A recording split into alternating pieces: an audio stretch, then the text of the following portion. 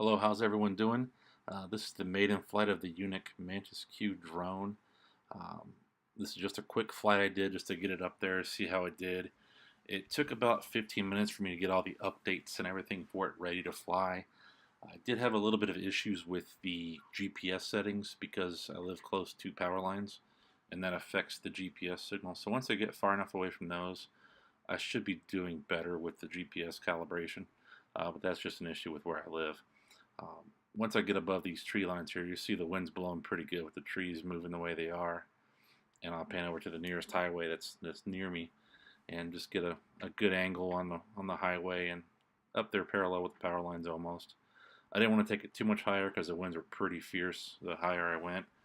The drone handled very well for being that windy, and it looked great in the air. I can't wait to get somewhere where it's more open, less trees, and run it through its paces. Thanks for watching the video. If you definitely liked it, definitely drop a like and click notifications, and don't forget to subscribe if you'd like to see more videos. Once again, thanks for watching, and if you have any comments, definitely respond to them. I'll definitely do that as well. Thank you and have a good day.